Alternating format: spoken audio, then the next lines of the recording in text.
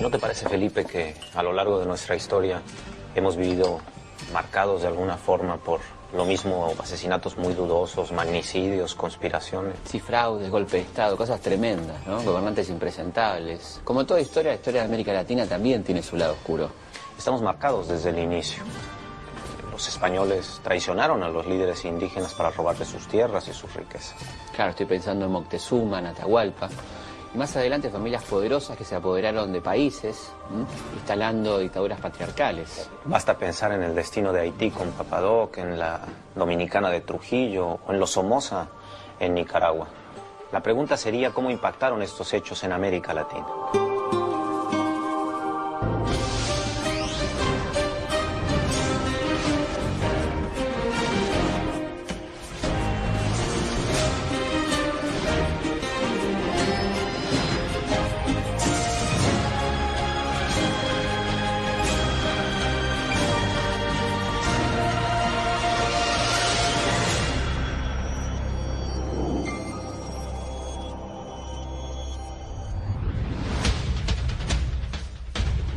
Latinoamérica tiene una historia de claroscuros, actos heroicos, gestos altruistas, asesinatos, conspiraciones, como todas las historias del mundo.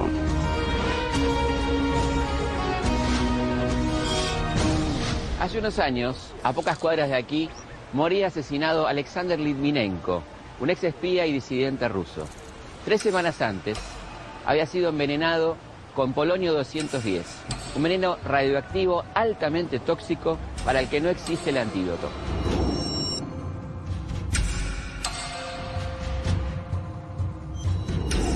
Meses atrás, el espía había declarado que dentro de la agencia el veneno es un arma política más, como una pistola.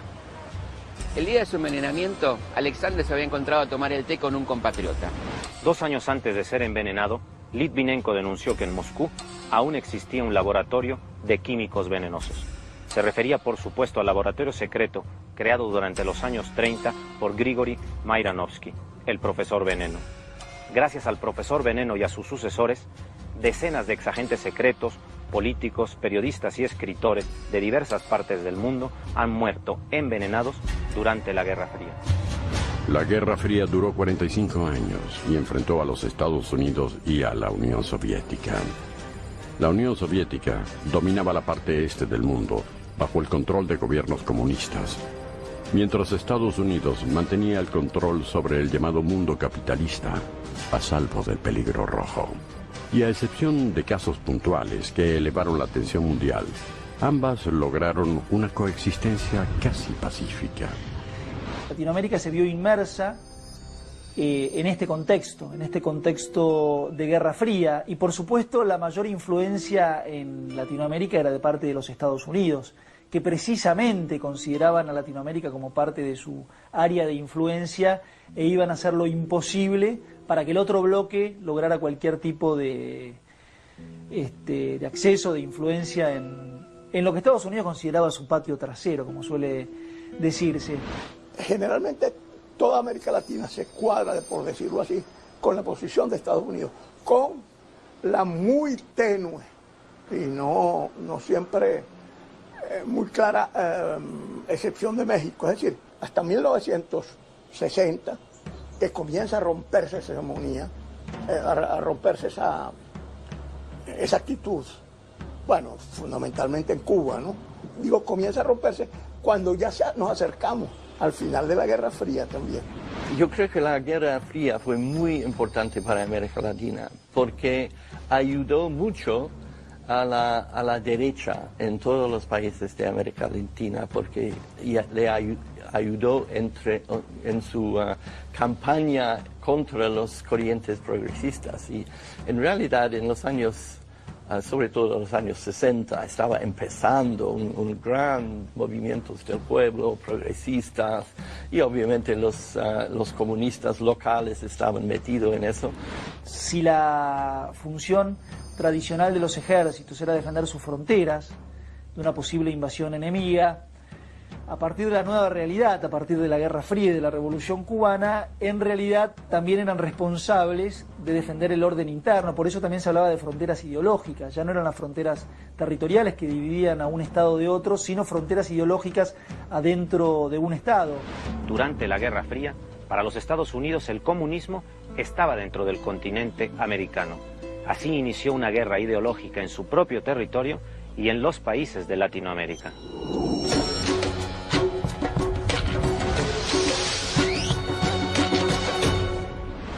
Parte de esta guerra ideológica, que se peleó al mismo tiempo en todos los países de Latinoamérica, fue el Plan Cóndor.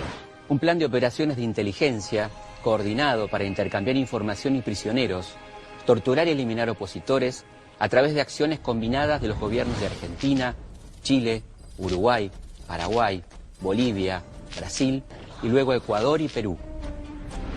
El Plan Cóndor está inspirado en el decreto de Noche y Niebla de la Alemania nazi. Un decreto del gobierno alemán que estaba destinado a la eliminación física de los opositores políticos. Yo soy una víctima del operativo Cóndor, ¿no? Porque fui detenido en el aeropuerto, en el año 75 estoy hablando, antes del golpe militar en Argentina, en el aeropuerto de Sao Paulo, encapuchado por la DOP, llevado al cuartel, interrogado toda la noche, donde me pasaban los informes de dirigentes sindicales de Venezuela, del Paraguay, de campesinos, del Ecuador. Acá, por ejemplo, en Automotores Orletti, que es el nombre de uno de los tantos centros clandestinos de detención, estaban la mayoría de los extranjeros. Y de allí se los llevaban los uruguayos al Uruguay, los chilenos a Chile, ¿para qué? Y para allá en su país reservarles el destino que les tocara, ya sea la cárcel o la muerte. Y era una escuela de militares que partía de los Estados Unidos, donde los militares latinoamericanos recibían entrenamiento sobre ciertas formas de represión y de tortura. Eso se generalizó por todo el continente y de hecho era muy eficaz a la hora de callarle la boca a la gente y de descabezar cualquier movimiento popular que pudiera surgir.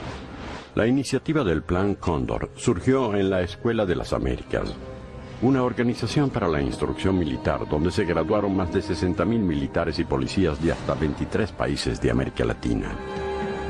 Su misión era preparar a las fuerzas de seguridad latinoamericanas para la lucha contra la Unión Soviética y sus aliados. Cuando se habla del Plan Cóndor y de la complicidad de los regímenes latinoamericanos en la lucha contra la subversión y contra las guerrillas, se produce un fenómeno que a mí históricamente me ha parecido repudiable. Esta sensación de que los militares latinoamericanos debían aprender de otros a reprimir, cuando a veces ha sido al revés. Yo, personalmente, por mi experiencia en Estados Unidos y por 45 años de periodismo, creo que si bien es cierto que hubo una Escuela de las Américas, y si bien es cierto que hubo apoyo logístico y que hubo preparación de oficiales y suboficiales en prácticas de guerra contrarrevolucionaria, no es cierto que los militares latinoamericanos hayan sido pasivos aprendices de los malos de la película. Con la doctrina de la Escuela de las Américas, los Estados Unidos decían: el enemigo está dentro de las fronteras. No podía haber frase más profética.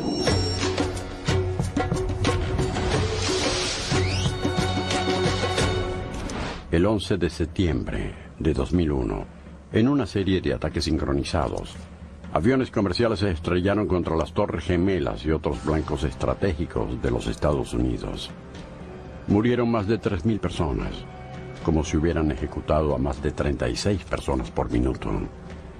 El enemigo estaba dentro de su territorio y atacaba el centro de su poder. Uno puede tener el mayor ejército del mundo, la mayor cantidad de inteligencia del mundo, puede tener 30.000 misiles con cargas nucleares y basta de una persona o un grupo de personas que creen profundamente en sus causas para volarle 2 torres o volarle mucho más. Los suicidas que perpetraron estos ataques lo hacían convencidos de que entrarían con ese sacrificio en el paraíso de Mahoma, un lugar en el que Alá los recompensaría con infinitos deleites sensuales. Casi 5 siglos antes, otro paraíso de Mahoma, pero en la tierra, reportaba grandes placeres y muy buenos negocios para los conquistadores.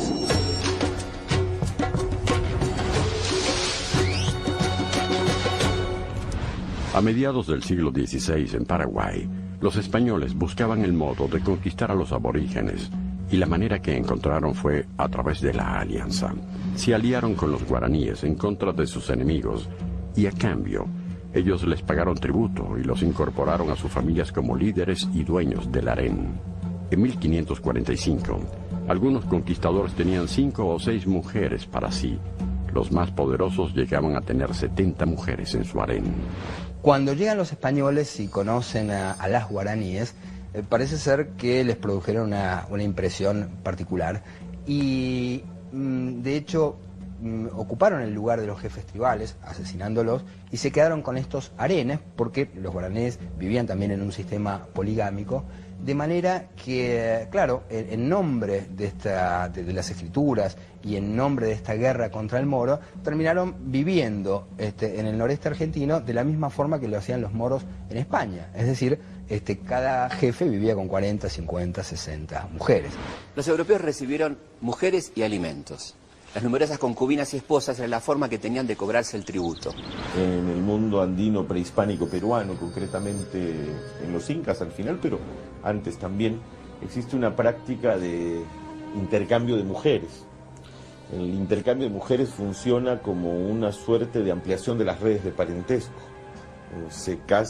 Yo me caso con una mujer de mi nuevo aliado y le doy una mujer para que él se case y nos volvemos parientes, y recién al volvernos parientes podemos iniciar relaciones económicas o políticas de dependencia o no. Una será de dependencia, la otra de dominación. Cuando llegan los españoles, la gente andina les ofrece mujeres en ese sentido, pero los otros lo entienden como, qué bueno, ¿no? Entonces procedamos y se inicia el mestizaje. Yo no sé si hubiera sido distinta la historia, no sé hasta qué punto hubiera sido menos cruel el proceso de conquista, pero uno puede llegar a imaginar que tal vez, si estos españoles hubiesen tenido mujeres a bordo de los barcos, tal vez el componente de violencia con el que se desató la conquista hubiera sido menor. Es una hipótesis. Traiciones, conspiraciones. Desde el comienzo de la conquista, la historia de Latinoamérica también se escribió por su lado oscuro.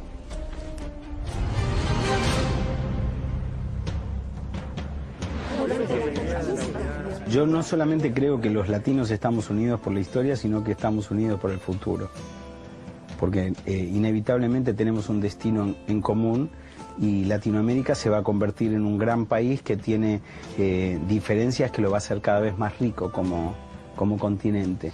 Diferencias culturales y diferencias de recursos que van a hacer que nosotros podamos ser realmente en el futuro el continente con más posibilidades de crecer y de ayudar.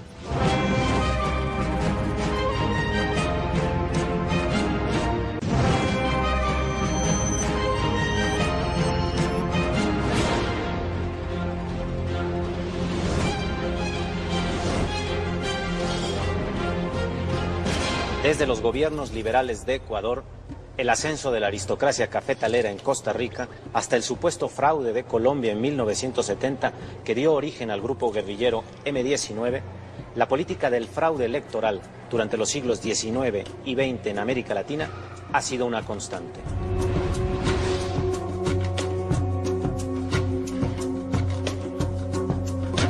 En 1988, los mexicanos tuvimos la elección en la que se cayó el sistema, la crisis política más importante desde la Revolución Mexicana y también uno de los sucesos más vergonzosos de nuestra historia reciente.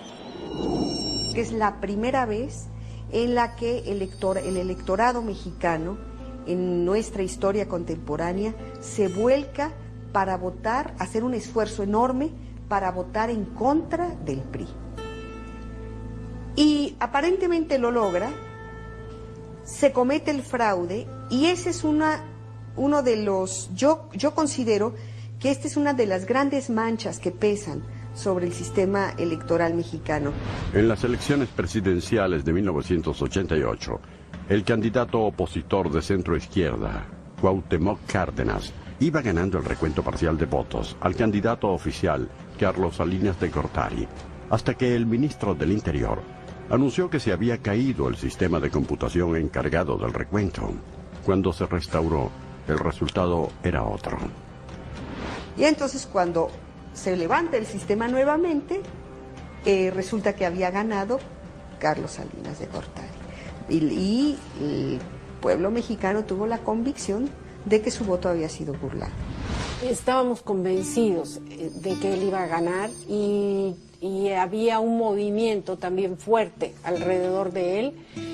Sin embargo, yo creo que cuando él le cometen el fraude, la gente quería luchar, pero él decide que no lo alienta, no lo promueve. 6 años después, el PRI perdería su primera elección desde 1929. Era el fin de una dinastía.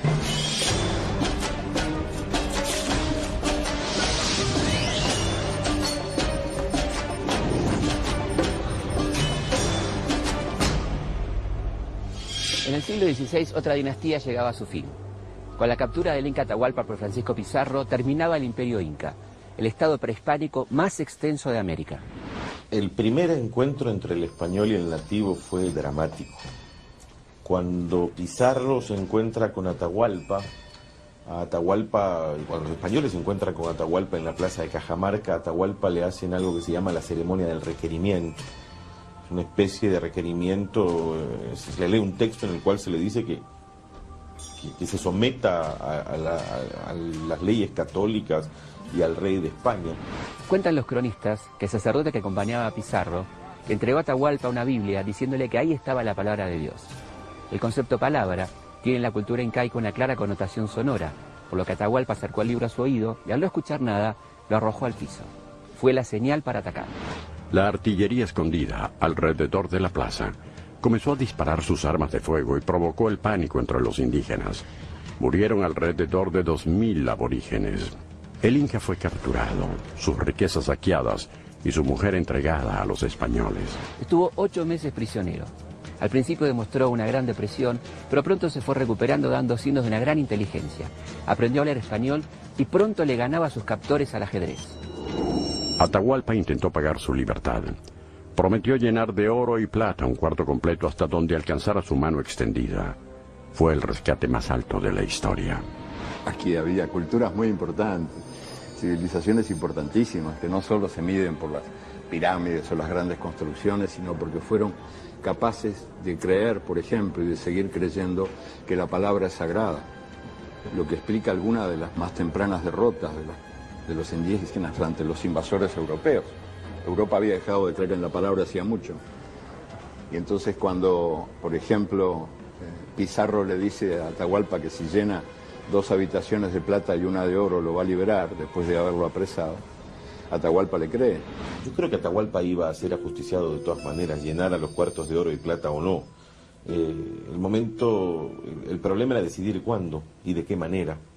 Atahualpa no iba a aceptar la dominación española fácilmente, entonces iba a ser una negociación constante. Les era más rentable ajusticiarlo que tenerlo con ellos. Atahualpa cumplió al pie de la letra con su parte. Hizo traer de todos los rincones del imperio joyas que los españoles transformaron en lingotes, acumulando un total de 24 toneladas de oro y plata. Los que no cumplieron fueron sus captores. Lo estrangularon el 26 de julio de 1533, acusándolo de conspirar contra los españoles. Cada año, los cuartos del rescate son visitados por más de 50.000 turistas.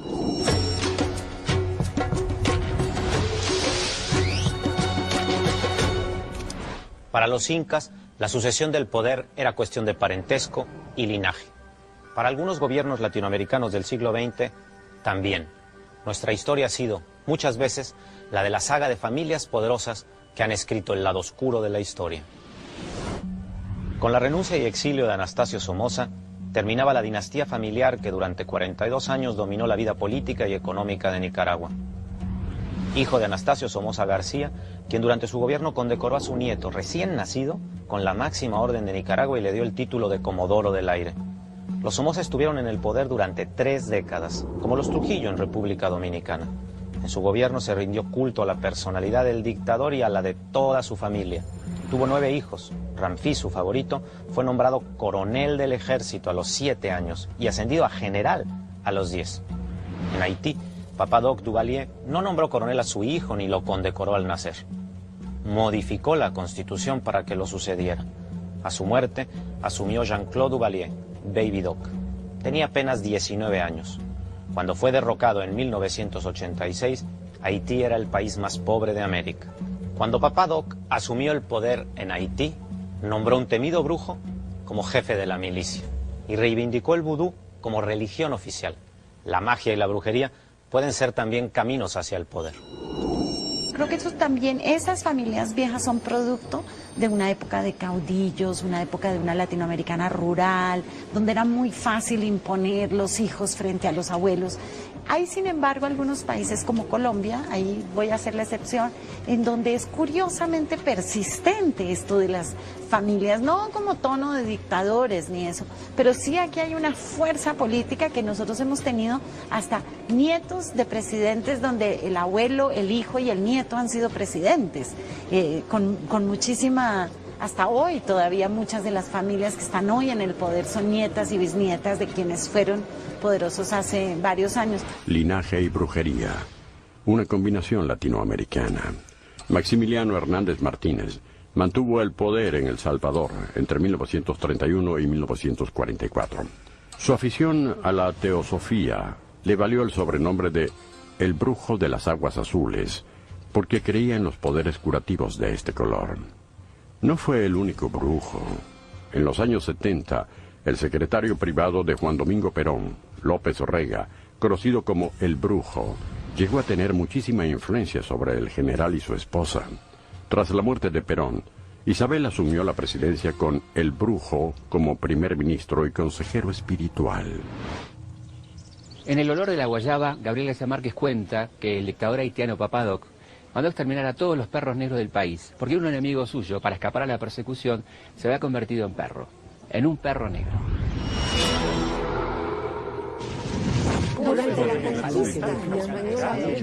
¿Qué pasa si pasa lo que está pasando? Hay fronteras de la educación tiene límites, y esos límites están señalados, marcados por las estructuras sociales que te niegan el derecho de ser. Me refiero a ser colectivamente, hacer entre todos, no hacer poquitos para humillar a los demás, sino hacer entre todos, hacer juntos, a construir juntos, a crear juntos, a soñar juntos y a divertirnos juntos. Porque en definitiva esto de que la tierra es un valle de lágrimas, bueno, ya va hora de que deje de serlo.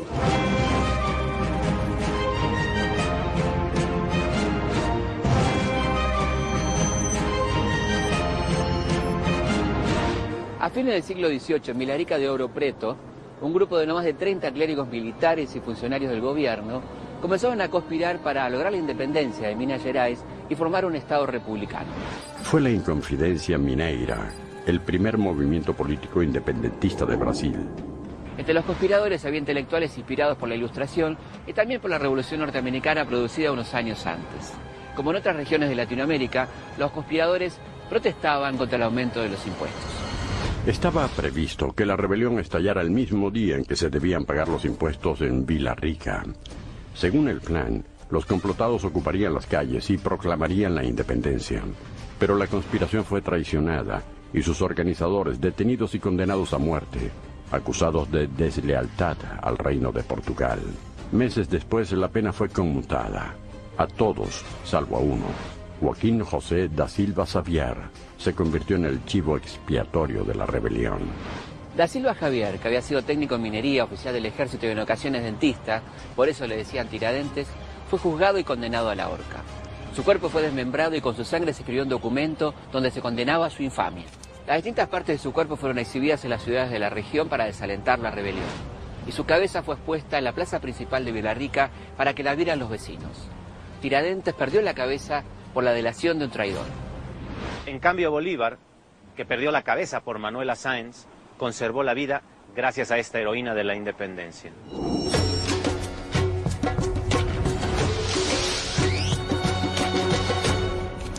Se llama La Noche Septembrina. Fue un intento de asesinar a Bolívar cuando se encontraba en el Palacio de San Carlos. Para 1828 la presidencia de Simón Bolívar estaba sospechada de tiranía. un grupo de conspiradores puso en marcha el plan para derrocarlo. A las 12 de la noche, entraron por asalto al Palacio Presidencial, asesinaron al centinela y a un cabo que se les resistió y dominaron al resto de la guardia.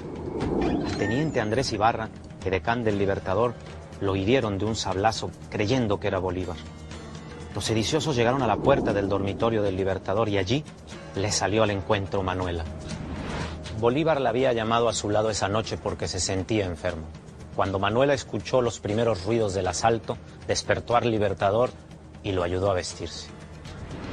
Después, lo convenció de que saltase a la calle por una ventana que los asesinos habían descuidado. Cuando finalmente entraron al dormitorio, registraron los cuartos y al ver la ventana abierta, supieron que la conspiración para asesinar al Libertador había fracasado. A partir de ese momento, Manuela fue llamada la Libertadora del Libertador. Yo lo primero que hice cuando fui a Quito fue ir a ver la casa donde había vivido Manuelita Sáenz, entrar por el túnel por donde ella se escapaba para subir a los techos de la Catedral de Quito, leer las cartas. Así habían dicho que por ahí habían varios de esos libros que no eran reales, de las cartas que se cruzaban Bolívar y Manuelita. Para nosotros los latinoamericanos en Colombia nos educaron con una imagen de Manuelita muy, muy especial, ¿no? Yo creo que no hay sobre Manuela un trabajo que dé cuenta de la persona y de su historia sin que sea pegado a la amante de Bolívar o la villana o la que instigó el fusilamiento de Santander o solamente la que ayudó a Bolívar de evadirse y salvarse del intento de asesinato que tuvo. Manuela opinaba en política, y una política que tenía que ver mucho con lo militar, y eso creo que fue lo que la hizo extraordinaria, lo que llamó la atención sobre ella y también lo que ha hecho que sea tan difícil de juzgar históricamente. En 1822, Manuela Sáenz conoció a Simón Bolívar, abandonó a su esposo y se convirtió en amante del Libertador, promovida a capitana por Bolívar por su valentía en el campo de batalla. San Martín la condecoró con la Orden del Sol por sus servicios a la Revolución. Manuela se entregó a la causa independentista. No fue la única. Como ella, cientos de mujeres arriesgaron su vida en la causa de la emancipación de América Latina. Fueron espías, trabajaron para la revolución desde el lado oscuro.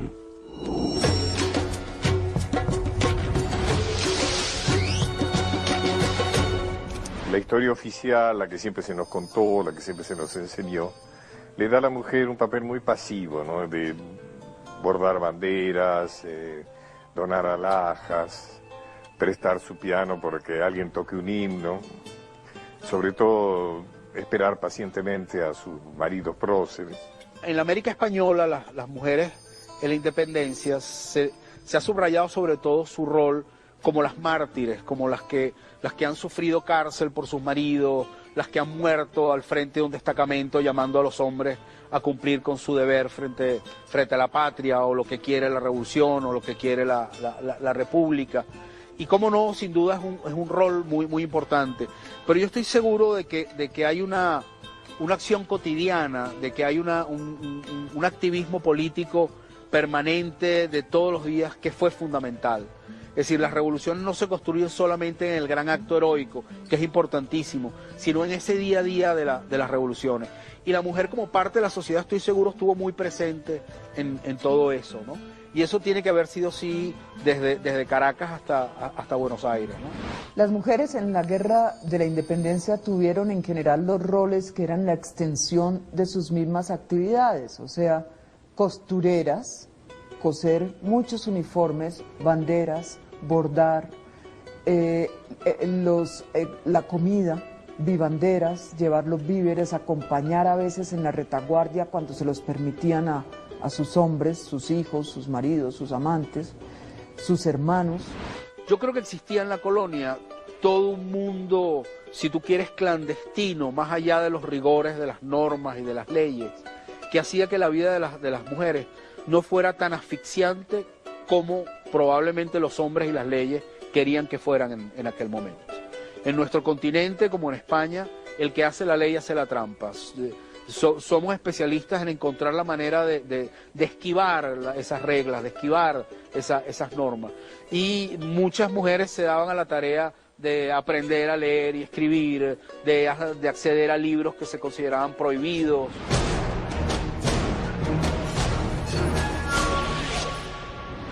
En 1810, las mujeres latinoamericanas de clase alta sabían leer y escribir, estaban al tanto de las novedades literarias del momento, participaban en tertulias y reuniones.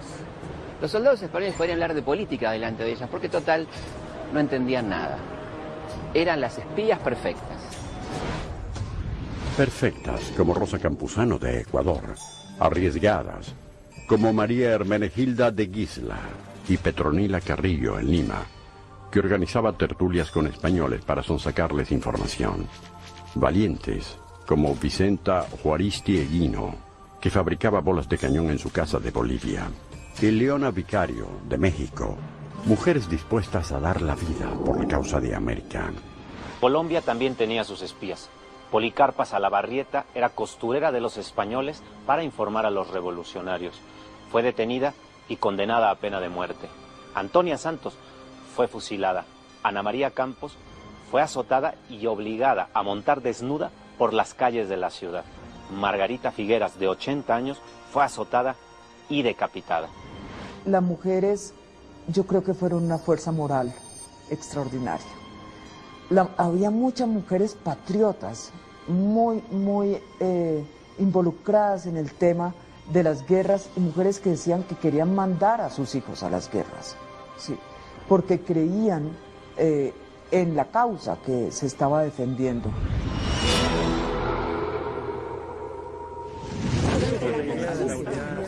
Si los libertadores regresaran hoy, pudieran despertarse de su sueño, yo creo que estarían relativamente satisfechos de ver que ya no hay guerras civiles interamericanas, que hay un desarrollo económico, que hay un proyecto de integración múltiple y cada vez más avanzado, que hay toda una serie de iniciativas que muestran que en América Latina se inventa hoy soluciones para el mundo entero, que América Latina cuenta en, digamos, el concierto internacional. Bien, no es, evidentemente, no se ha terminado la trayectoria, pero se inicia, digamos, el trayecto hacia el tercer centenario con unas perspectivas muy positivas.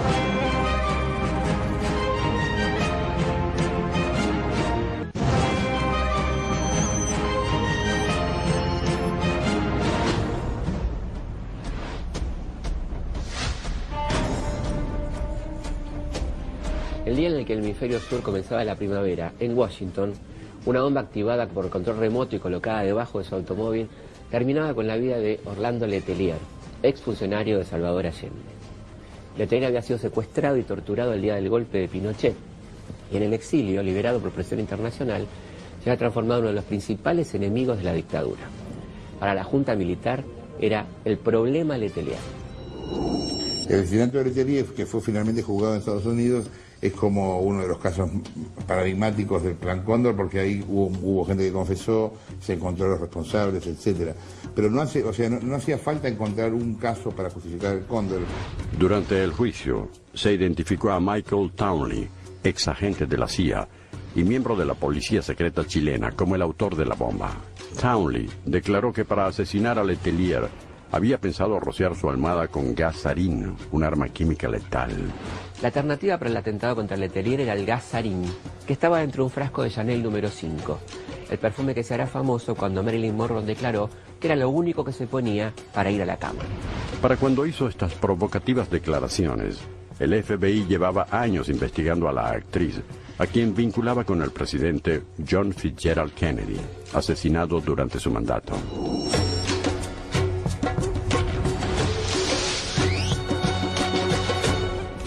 La muerte de Kennedy es una de las conspiraciones más intrincadas de la historia contemporánea. Obra de Lee Harvey Oswald, un asesino solitario que murió días después de ser detenido. El atentado contra la vida del presidente dio lugar a cientos de especulaciones. Pienso que detrás del loco suelto había un cuerdo que sabía bien a dónde apuntaba, ¿no? Con Kennedy, Moreno, oportunidad para América Latina. Él era el motor de la Alianza para el Progreso, un programa de ayuda económica y social para América Latina. Yo tenía una gran admiración por el presidente norteamericano porque él instaló en América Latina la idea de una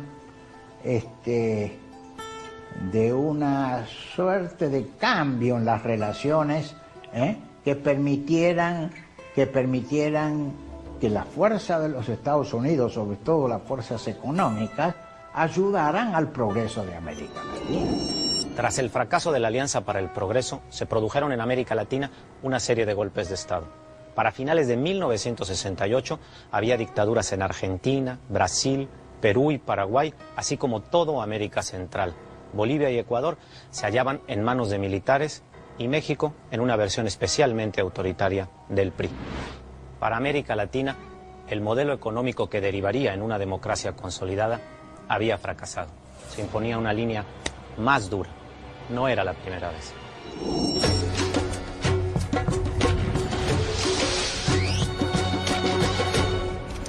También 150 años antes, el político y periodista argentino Mariano Moreno había planteado cambios sociales y políticos más profundos, sin éxito.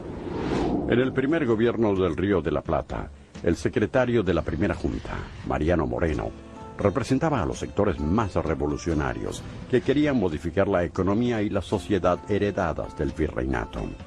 Cornelio Saavedra, el presidente, representaba en cambio a los sectores más tradicionales. Habría un nuevo gobierno, pero la situación social y económica se mantendría sin cambios. Moreno estaba inducido por las ideas europeístas. Él era, en el fondo, estaba insuflado por las ideas de la Revolución Francesa, ¿no es cierto?, por las ideas de la Encyclopédie, Rousseau y demás, mientras Saavedra era un producto absolutamente nacional, con un gran predicamento entre los sectores populares. Por entonces, el gobierno necesitaba armas y decidió traerlas desde Inglaterra. Para eso, la primera junta encomendó a Moreno viajar. De esa forma, lo retiraban de la escena y zanjaba, por ausencia de uno de los actores, las diferencias entre ellos. Mariano Moreno falleció en alta mar la madrugada del 4 de marzo de 1811, en circunstancias que hasta hoy no han sido aclaradas. La eliminación física de Moreno, según todos los testimonios de la época que permiten una cierta reconstrucción, es que embarcado en un navío inglés, Moreno se sintió enfermo y le fueron aplicando un medicamento, al parecer, o el no indicado, o en una dosis que superaba toda posibilidad de cura y que por el contrario se convertía en un arma letal. El testimonio más cercano es el de Manuel Moreno, el hermano de Mariano, de algún modo no solo compañero de viaje y de la misión diplomática, sino testigo de esta agonía que al parecer derivó de las aplicaciones de este supuesto medicamento dispuesta por el capitán del barco. Yo no creo que Saavedra ya estaba a cargo del asesinato de ninguna manera, porque los españoles tenían razones para asesinarlo, porque era un revolucionario muy importante que estaba arrebatándole una de las colonias más significativas del Imperio Español.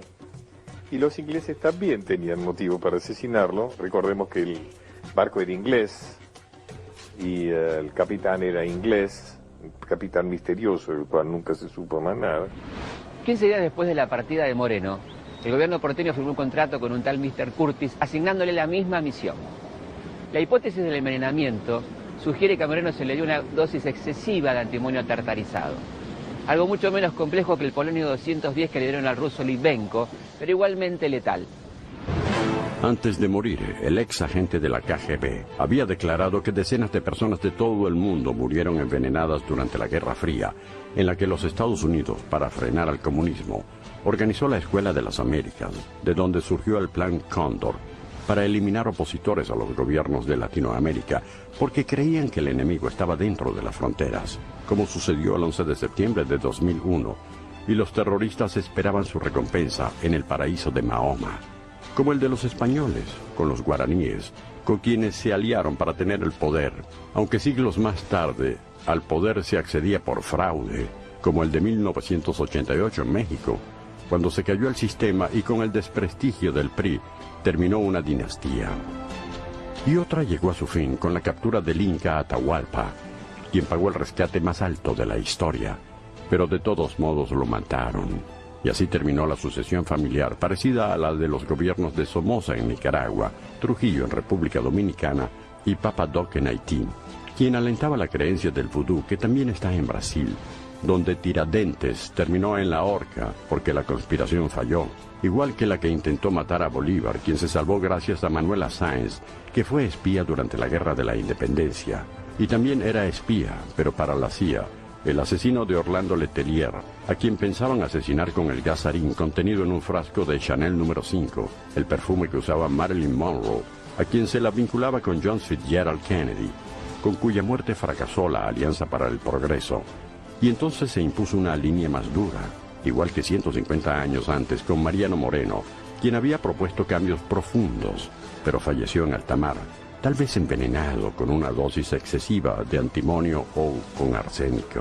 Algo muchísimo menos sofisticado que el que le dieron al ruso Litvinenko en Londres, pero igualmente letal. Creo que estaríamos de acuerdo en pensar que con memoria, sin olvidarnos de todo lo que nos pasó, ¿no? Y a pesar de todas estas cosas, con esta memoria que vale la pena tener, la historia sigue avanzando. De cualquier forma, de cara al Bicentenario, sería interesante reflexionar sobre nuestras responsabilidades compartidas. Sí, es importante ver los niveles de responsabilidad. No es lo mismo la responsabilidad de los pueblos que la de los principales culpables de esta situación, ¿no? Claro, es que además solo así tiene sentido revisar la historia, pensar en su carácter preventivo, no repetir los mismos errores. Creo que el acto de patriotismo esencial es anteponer lo colectivo, incluso lo latinoamericano, a los intereses individuales.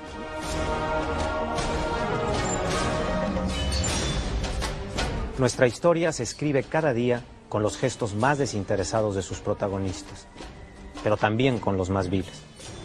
Somos un continente de claroscuros y así avanzamos entre luces y sombras, inexorablemente unidos por la historia.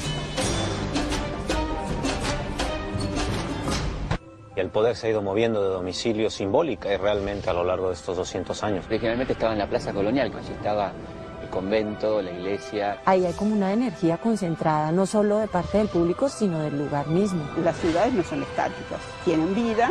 Cuando bombardean la Plaza de Mayo, buscaban a Perón para matarlo en la Casa Rosada.